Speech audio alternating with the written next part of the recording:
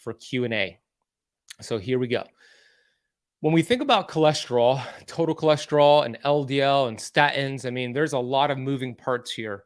In this video, I'm going to explain what to look out for, or not, but what to look out for when your cholesterol levels go up.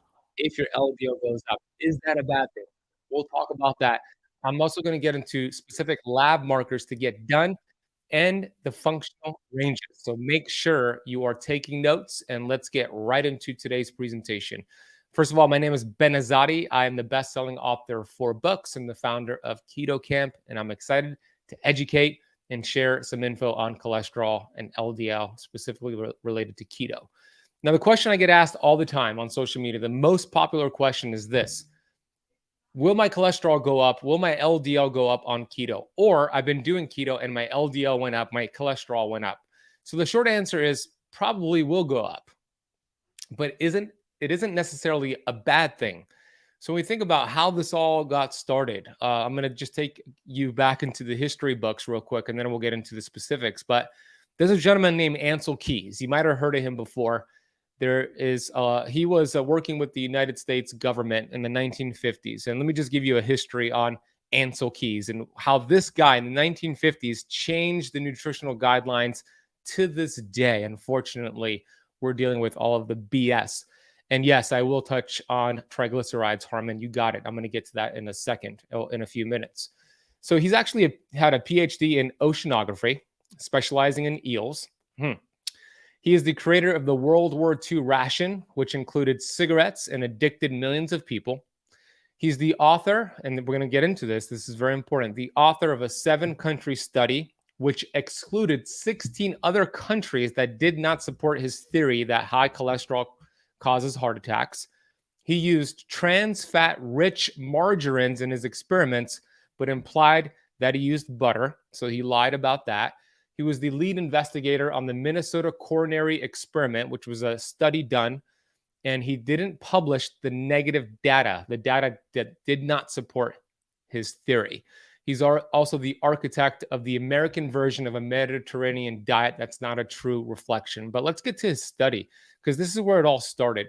And this is how he faked the data, and we're dealing with it to this day. And there's a great book called The Big Fat Surprise that goes deeper into this by Nina Teicholz, and I've interviewed her on my Keto Camp podcast. But here's the study. He actually looked at 22 countries, and he wanted to correlate the countries that had the highest levels of heart attacks, heart disease, to higher consumptions of cholesterol, animal fat, protein, etc., saturated fat. But he excluded many, many countries. He only published 6 countries that were using margarine, deleting the other countries that did not support his data. And you can see lies, damn lies, and statistics. Ansel Keys blamed natural fat consumption for heart attacks, but the US, England, Canada, and Australia have the highest level of margarine consumption. Keys never mentions margarine in his famous 6-country study, and the deception was never exposed. He's still considered a hero of modern science, which is absolutely ridiculous, because here's what his conclusion was. And look, your doctor, your conventional doctor, probably has the same conclusion. Here's the conclusion: that when people have a heart attack, they find high levels of cholesterol in the arteries. And that is the cause of the heart attack, the stroke. It's the high cholesterol. While it's true that there are higher levels of cholesterol in heart disease, that doesn't give you the full picture. So blaming cholesterol for heart disease, it's similar to this. It's like showing up. Let's say you live in a neighborhood and there's a house that's on fire. And this has happened before. Houses catch on fire, buildings catch on fire. But every time a building is on fire or a house is on fire, you notice that there are firefighters at the scene of the crime. So you make the conclusion that the firefighters are the cause of the fire. That is the same thing that they did, and they're still doing to this day, saying that cholesterol is the cause of heart disease. It is the firefight. Cholesterols are the firefighters putting out the fire. Cholesterol is an anti-inflammatory band-aid to deal with the root cause, inflammation. And I'm going to get to those root causes later in terms of what we're eating, which I believe are the causes of heart disease. And as a matter of fact, though, more people die with heart disease with normal to low cholesterol than with high cholesterol. Now, this study had a different conclusion, but here's what it said, 2009 from the University of California, Los Angeles. Quote, almost 75% of heart attack patients fell within the recommended targets of LDL cholesterol, demonstrating that recent guidelines may not be low enough to cut heart attack risk in most who could benefit. Now, their conclusion was different. Now, LDL cholesterol, let's talk about that. Is LDL cholesterol a problem? Well, we'll get to that in a second. The truth is this, there's a lot of problems with low cholesterol. I'm more concerned with somebody who has low cholesterol than when somebody has high cholesterol. Total cholesterol in itself is a meaningless number. There are other things to pay attention to, and I'm going to get to that later on. But here's the thing. Nitric oxide is a very important molecule that your body produces. It helps to vasodilate your blood vessels. It allows oxygen and cholesterol, and it allows your body to do what it needs to do. It's important for lowering blood pressure. It's important for reducing heart attack risk. And I interviewed Dr. Nathan Bryan. Dr. Nathan Bryan is probably the leading researcher on nitric oxide. I've interviewed him on my Keto Camp podcast and Keto Camp YouTube channel. And I'm going to share with you what he says about a total cholesterol being low and why that is actually problematic. So listen to this. Statins and actually having a cholesterol under 200 blocks the binding in the membrane of nitric oxide. Yeah, so, this whole cholesterol myth of contributing to cardiovascular disease, I think, is probably one of the biggest myths ever perpetuated in the medical literature. Cholesterol does not cause heart disease, but yet the target now is to get everyone's cholesterol below 200. Mm-hmm. And that's a very bad idea, because when you can't make cholesterol, you can't make vitamin D, you can't make testosterone, you can't make sex hormones, and you can't make the membrane of cells that allow for the cell signaling and allow for the tethering of these signaling proteins into the membrane. So without sufficient cholesterol, you basically disrupt the fluidity of the cell membrane. And then there are proteins that are attached to that tether that protein in there. Nitric oxide is one of those. So if your cholesterol gets below 200, then typically that protein complex falls apart and you can't make nitric oxide. Boom, from a leading researcher. So under 200 is not a good idea. It blocks the binding of nitric oxide and disrupts your hormones. What about LDL cholesterol? People call it the bad cholesterol, but the truth is LDL is not even a cholesterol marker. It's a lipoprotein. And there's a lot of moving parts with LDL. A lot of doctors will say, if your LDL is high, we got to put you on a statin. But here's a very important lesson. I'm going to give you an analogy here. And here's what I want you to respond in the chat box. When we think about a highway and a traffic jam in a highway, what's more important to getting out of that traffic jam? Factoring in the number of cars on the road or factoring in the number of people in the vehicles? What's more important? Let me know in the chat box for those watching live. I'll ask that again. When we think about a traffic jam on a highway, what's more important to getting out of the traffic jam? The number of cars on the road or the number of people in the vehicles? I see cars here on TikTok. I see cars here on Facebook.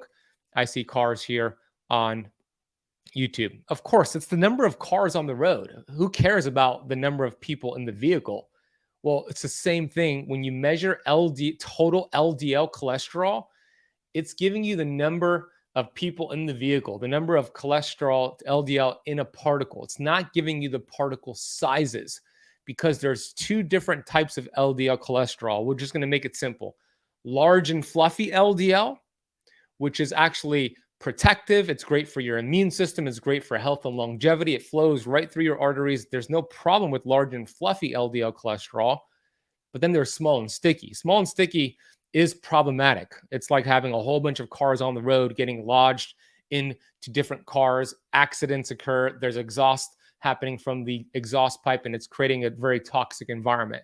So we want to get the particle sizes done of the LDL, not just the total LDL. That doesn't give you much. And I'm going to explain a little bit later how to get that and the markers to look out for. But there are 4 purposes of cholesterol. There are more, but I'm going to outline 4 main reasons why we want higher healthy levels of cholesterol. Number one, and Dr. Nathan Bryan kind of explained this, but cholesterol is important for the building of your hormones, especially your sex hormones, testosterone, estrogen. It helps. It's the building blocks. If you've ever done a test called like a Dutch test, you can see the metabolic pathway of cholesterol, and it builds so many important hormones. So if you're deficient in cholesterol, you're going to be deficient in a lot of very important hormones. Not good. Number two, cholesterol is made, cholesterol, your cell membrane, I should say, is made up of cholesterol and saturated fat and protein. You have about 70 trillion cells inside of your body, and every cell has a lipid bilayer around it, a membrane. That is where life begins and ends. That cell membrane allows good things in, like your hormones, nutrients, oxygen, thoughts, and then bad things out, like toxins. And if that membrane is inflamed, or if that membrane is not given the building blocks it needs, there will be symptoms. You will gain weight, you'll have brain fog, you'll not feel good. What is it made of? Protein, saturated fat, and cholesterol. You're made of cholesterol. How could it be bad for you? God did not make any mistakes. The body and your membranes love quality fat, loves quality cholesterol. Number three, your brain and your nervous system is made of cholesterol. Your body is made of cholesterol throughout your entire body. The brain is mostly fat. It's about 70 to 80% fat. Babies that are breastfed go in and out of ketosis, which is very important for the neurological development of that baby's brain. The brain loves fat. The brain loves cholesterol. The nervous system loves cholesterol. Number four, this is very important for those doing keto. Cholesterol makes bile and vitamin D, meaning if you have a low total cholesterol, you're going to have trouble signaling to your liver, or giving your liver, I should say, the building blocks to produce bile. Bile breaks down fat. It also helps to assimilate those fat-soluble vitamins, and bile helps to detoxify the body. And you'll have a deficiency in that with low cholesterol. And vitamin D, you could take all the supplements you want in the world of vitamin D, but if you're not giving your body quality cholesterol, it's going to be hard to get that vitamin D level to an optimal state. And vitamin D is not just a vitamin, it's a steroid hormone, and it's a very important one for the immune system, for the body, for the brain, for your hormones. Low testosterone will create a deficiency in bile and in vitamin D. So those are the 4 main purposes.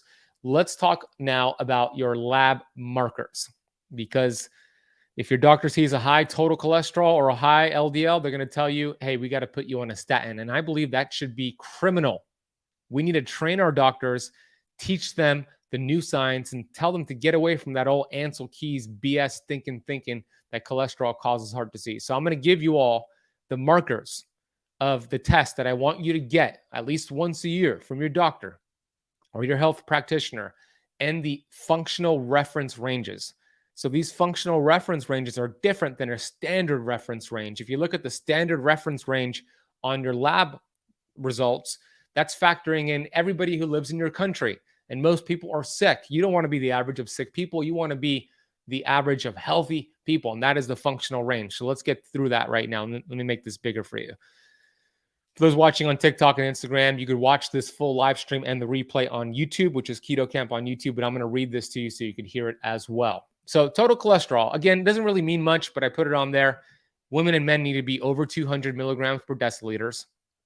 And then when it comes to LDL, I mentioned get your particle sizes done. The test that I use with my Keto Camp Academy students is the NMR test, which stands for nuclear magnetic resonance. So ask your doctor to get that test.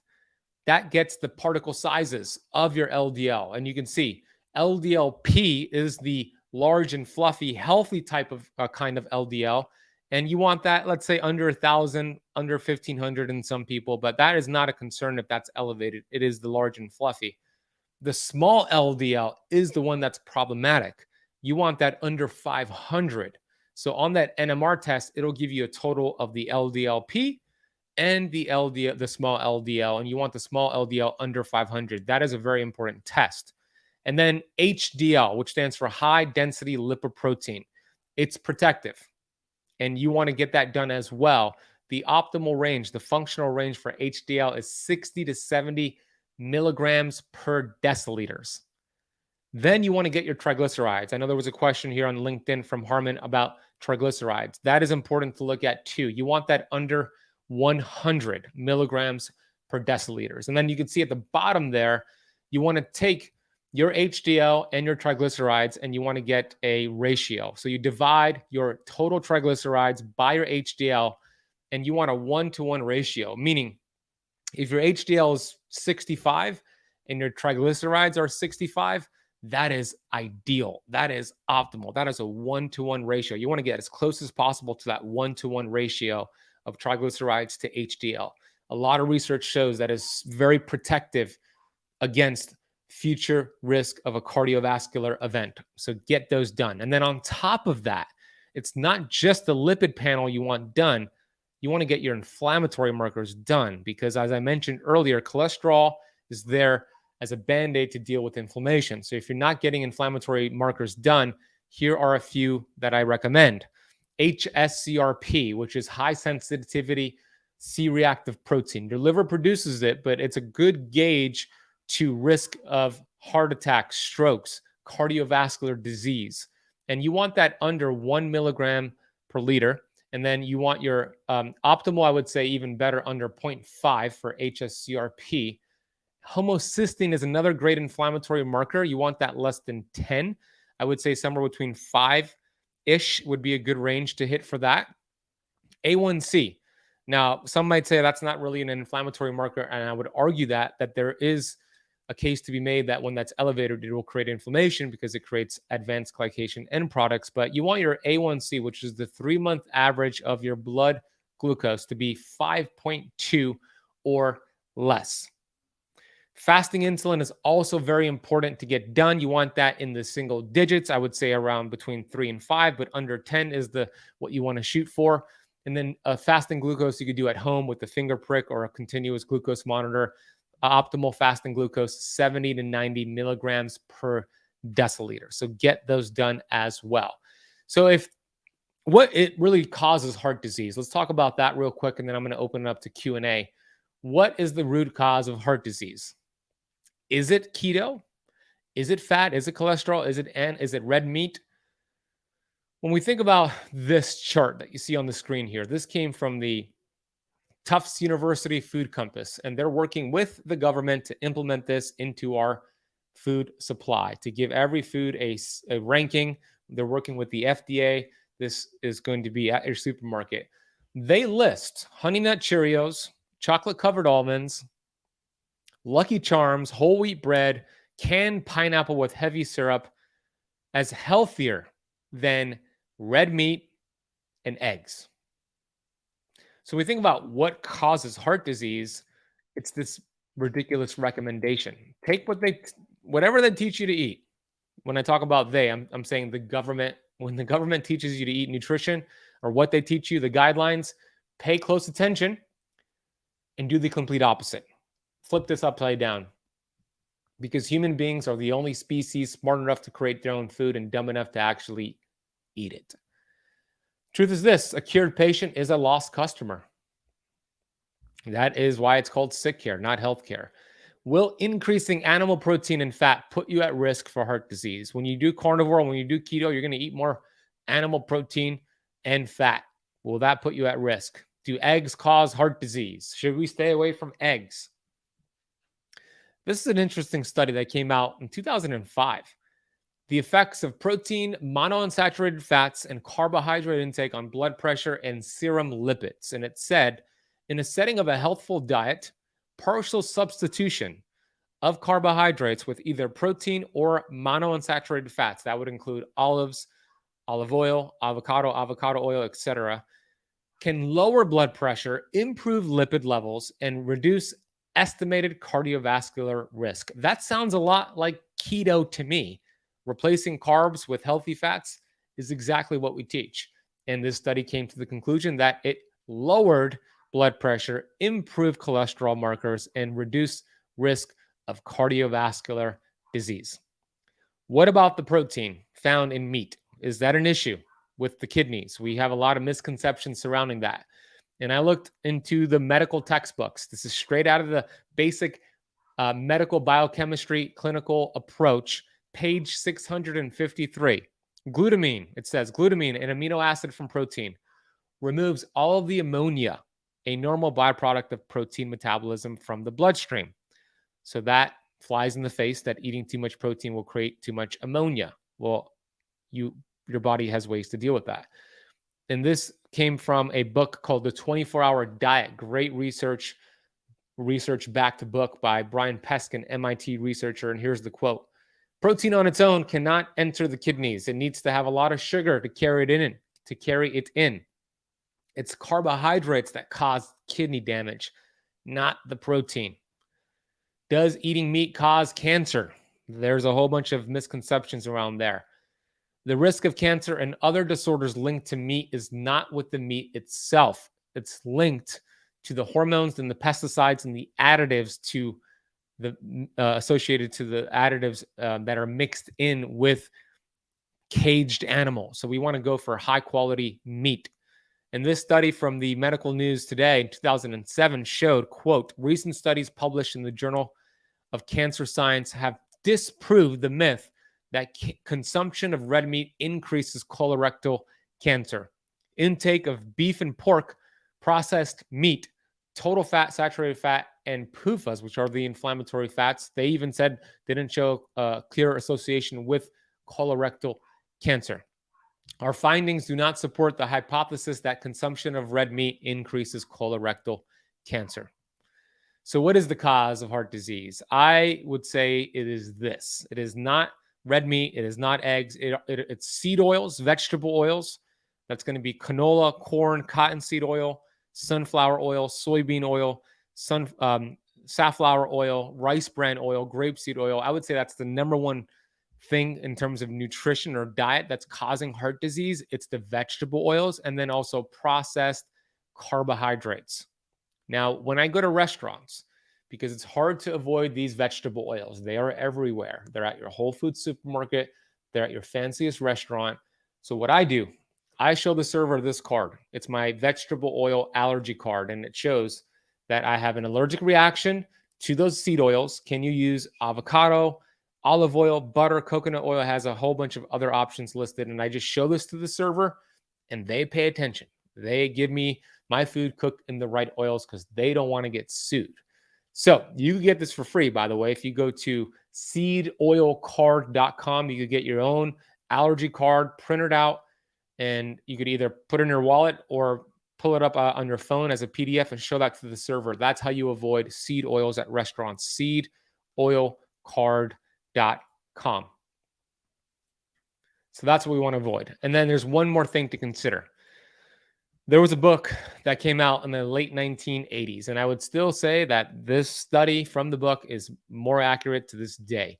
It's called Recovering the Soul by medical doctor Larry Dossey, and they could predict heart attacks.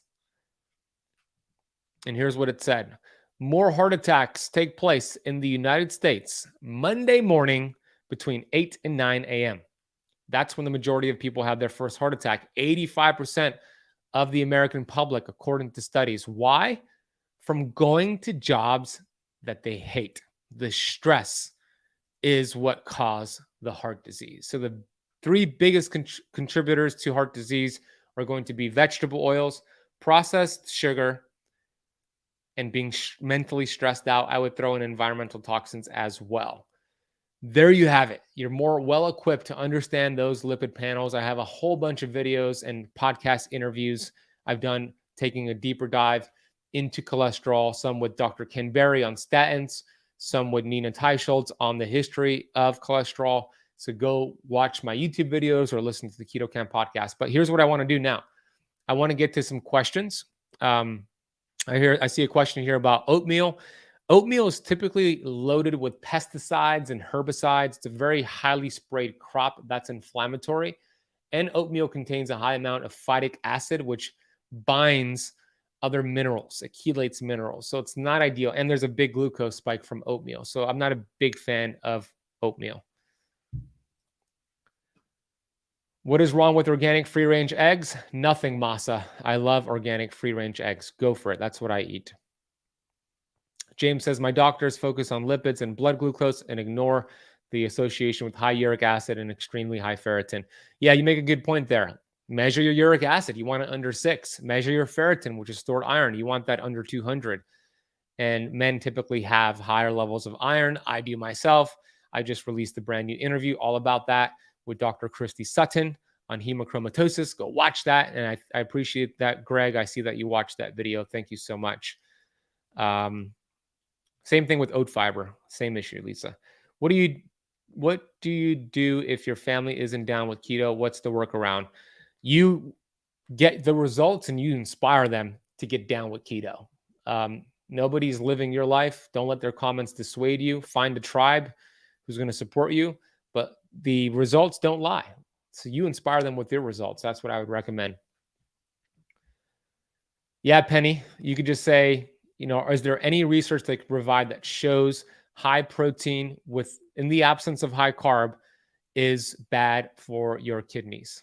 And they're going to say, no, we don't have any data to support that. Now, high protein and high carbs could be bad, but when you lower carbs and increase protein, there's no data to support that. Yeah, you're fired. Exactly. Fire the doctor. The China study is a book that has fooled so many people. There's a lot of flawed, cherry-picked research. I have read that book. As a matter of fact, when I read that book in 2012 or 2013, I forget, it convinced me to go vegan for a year and a half. And it was such a miserable decision. I didn't understand how to read studies back then. Now I do. And that book is bogus and filled with propaganda.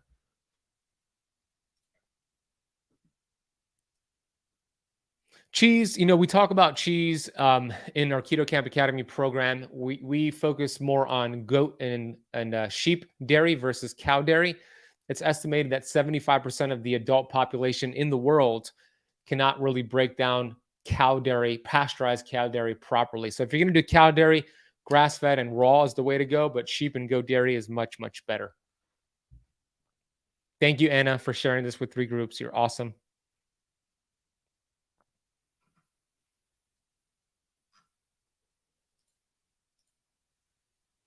Do you have a list of labs recommending we could access outside of this program today? I was unable to write them down in. Let me bring them up for you again. So take a screenshot of them. So let's bring this up for you.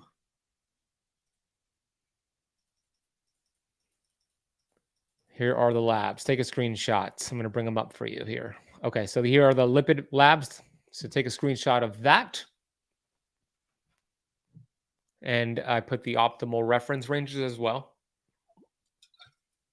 And then here is a list of the inflammatory markers. Take a screenshot of that as well.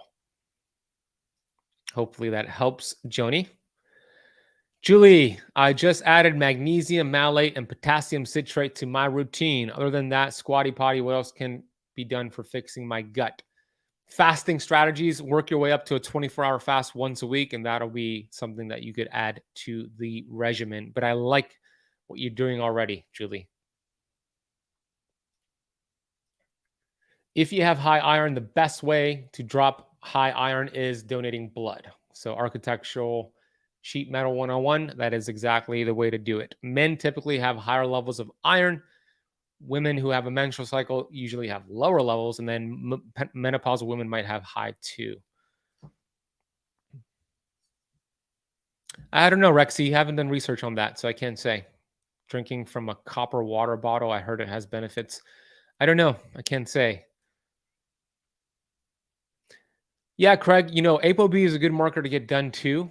You could add that to that lipid profile, but I would still get all the other markers in combination with that. And then you could, assess if you're really at risk or not. Of course, there are genetic factors here. Epigenetics rules always, but you might have genetic influences that might raise ApoB in certain instances. But Craig, look at all the other markers along with the ApoB, and then you can make a decision. Look, the ultimate test, if you're concerned about your cholesterol markers, is to go get a calcium score. It's an MRI. It's done in a matter of minutes, and it tells you if there's any calcium built up in your arteries. You want a score of 0. That is the ultimate test. So if your doctor is pushing a statin, request a calcium score, CAC, and then you can make a decision.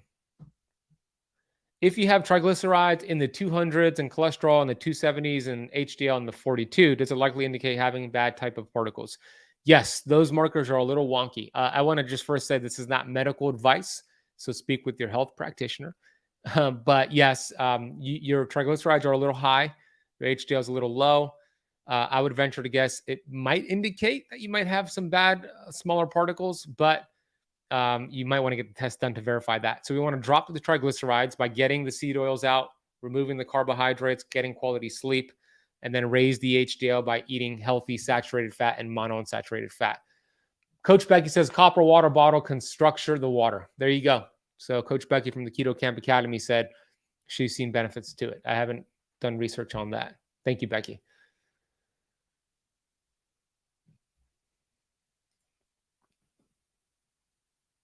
Do you supplement if you have low iron and folate levels? You can, but if you have low iron, I have something in my notes here from yesterday. Let's bring that up real quick.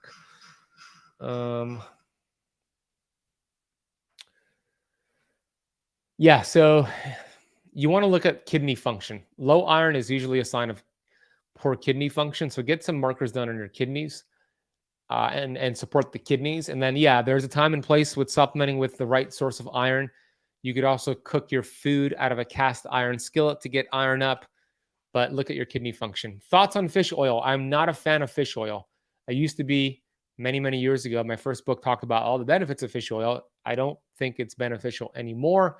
Fish oil does more harm than good. Even the most highest quality fish oil has problems with it. So eat the fish once a week or take a plant-based omega like Pure Form. That's what I do. You could get that over at ketocampsupplements.com.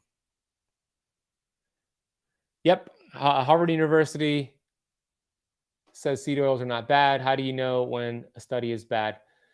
Tina, go listen to my interview with Dr. Kay Shanahan.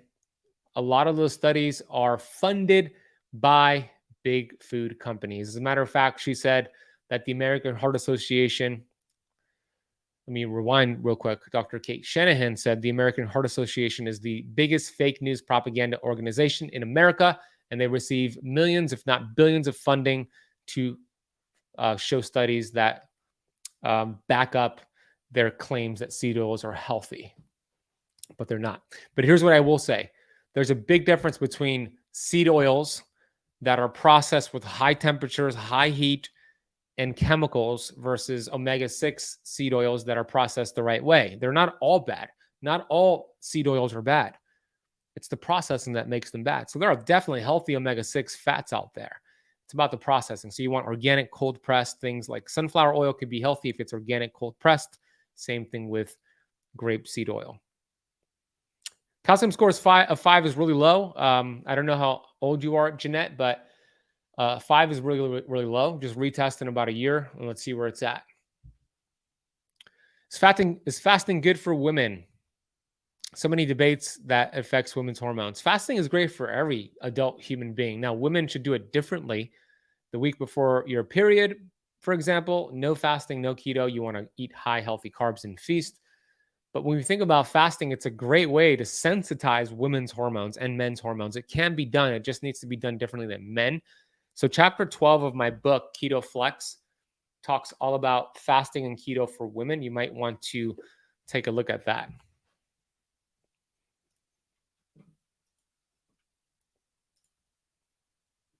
Yeah, that's low for 69 years old. I'm not concerned with a 5. That's very, very low. If you were in the hundreds, that could be an issue. Good job, Mary. You quit taking fish oil. Proud of you. Congestive heart failure, there's a lot of factors to that. I would look at the environmental toxicity factor, especially mercury. If you have silver fillings in your mouth, that could be a driver for that. For weight loss, should I do high protein, low carb, or moderate protein, moderate fat, low carb? High protein, lower fat, low carb. But you want to mix that up in the future, but short term, that could be good. Yep, same thing. If you're menopausal, you could do fasting, but you want to have some flex days. So chapter 12 of Keto Flex talks about menopausal women and how to do that. We talk about the 5-1-1 rule, 7-day protocol. Would you start fasting? No. When would you start fasting if you're type 2 diabetic and metabolic metabolism's messed up. I would first get the person fat adapted into ketosis for a month and then add fasting into that mix and have them measure their glucose and ketones throughout the fast. We have a lot of type 2 diabetics in our Keto Camp Academy, and we could coach them on how to reverse that. Fasting is a very powerful tool to reverse type 2 diabetes. We would love to help you, by the way. I'm going to answer a couple more questions here. Can you score 0 realistically when you're over 6 decades old and getting health in order? Yes, you can, Jen. Yep, Dr. Mindy Pels, great resource, great podcast for women in fasting. I'm actually going to be hanging out with Dr. Mindy Pels this weekend at KetoCon. Me and her are doing a lecture together at KetoCon. I hope to see many of you at KetoCon this weekend in Austin. I fly there tomorrow. It's going to be so much fun. We're doing a big Keto Camp Academy meetup. I'm doing a workshop with Coach John, doing a keynote lecture Saturday morning with Dr. Mindy. It's going to be a lot of fun.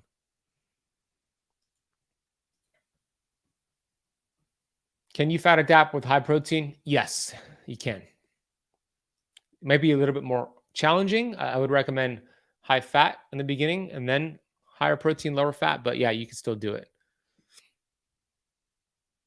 What do we do to work with you?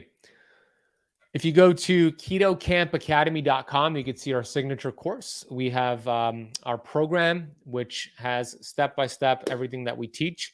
And we have coaches like Coach Becky, Coach John, and Coach Alina. And you get to work with myself. So it's ketocampacademy.com if you want to learn about that. Yeah, Betty, I have. Look at your kidneys. Look at your kidneys, see your kidney function. You might want to supplement with a high quality iron supplement and get those levels back up because anemia can cause that. Is KetoCon going to be recorded? I think they have an option, Mary, to purchase a virtual ticket. I think they do. So if you go to ketocon.org, go check that out. And same thing for you, Kim. I think they're going to record it. Now, I'll tell you this. I hired a videographer for KetoCon personally. I spent $2,000 to get him there. And I'm going to make sure he records my entire lecture with Dr. Mindy Pels and my entire workshop with Coach John. And I will post that on my social media. No charge to any of you. I'll take care of all that. So for sure, mine will be recorded and we'll post that. And then we're going to record a whole bunch of content. Me and Mindy are recording a podcast on Friday as well. So I promise mine will be recorded and I'll upload that. But if you want all the other speakers, I think you have to pay for a virtual ticket. You're welcome. My pleasure.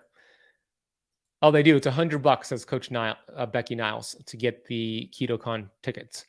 So I hope this is beneficial. If you're not subscribed to my Keto Camp YouTube channel, go subscribe to it. We have a lot of videos on cholesterol, on statins. We release new videos every day, essentially, on the Keto Camp YouTube channel. And we have a ton of podcast episodes. Hey, Arlene, thank you. We have a whole bunch of podcast episodes as well, which is Keto Camp Podcast on all podcast platforms. Keto Camp Academy. So KETOKAMP Academy.com. Hey, Margot, good to see you.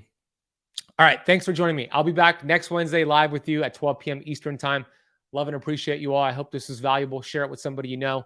Go out there, kick butt, vitamin G for you all.